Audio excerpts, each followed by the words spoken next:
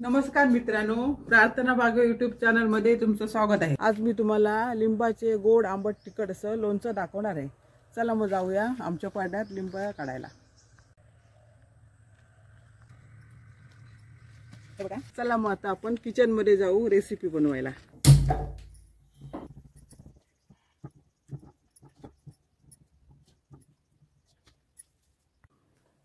हे बघा, लिंबावर हे असे डाग असतात, ते निर्जंतुक होय म्हणून मी गरम पाण्यात घालून ते बाहेर काढलेले आहेत। लिंबू मी सगळे गरम पाण्यात टाकली, पण ती जास्त वेळ आपण गरम पाण्यात ठेवायची नाही। थोडी वाफ आल्यावर मग काढायची आणि पुसून कोरडी करून घ्यायची।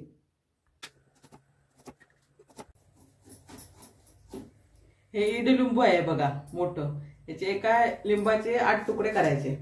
हे लोणचं आपल्याला नॅचरल पद्धतीतच करायचं आहे आपल्या, म्हणजे जुनी माणसं करायची तशी। हे बघा, याला साहित्य पण जास्त नाही। मीठ, लाल तिखट आणि पिठी साखर। ही साखर मी मिक्सरला लावून घेतली, ही पिठी साखर। बस एवढ्या साहित्यात आपलं मस्त आंबट गोड तिखट असं लिंबाचं लोणचं होणार आहे। कसं इन्स्टंट लोणचं करतात झटपट, म्हणजे लिंबू उकडतात, त्याच्यावर साखर वगैरे घालून करतात, पण आपल्याला तसं करायचं नाही।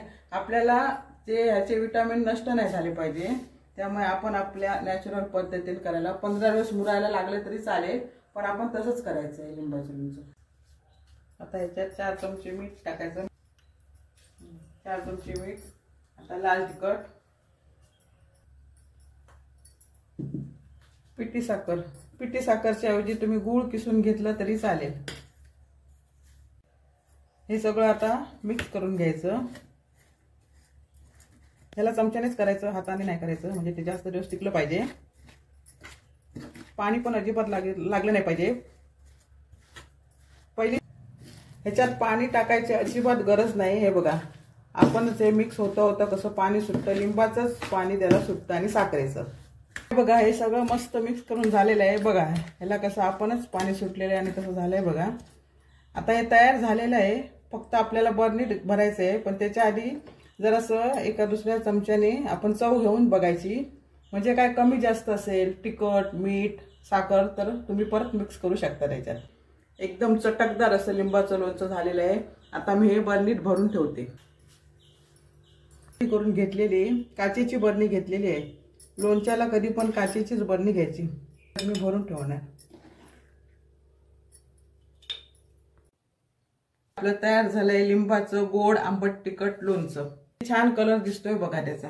हे बघा, हे आता आपल्याला पॅक करून ठेवायचंय।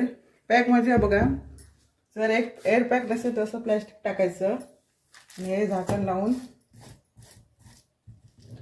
गच्च झाकण लावून कोरड्या जागेवर ठेवायचं। 15 दिवस मुरण्यासाठी ठेवायचं। आता खाण्यासाठी तयार झाले नाही ते लोणचं, 15 दिवसांनी तयार होणार, मग आपण ते खाऊ शकतो। वेळात वेळ काढून तुम्ही माझी रेसिपी बघितल्याबद्दल धन्यवाद। शिवराय या काय कोकणी मेवा अनवाकच येवा लिंबाचा चटकदार लोणचा।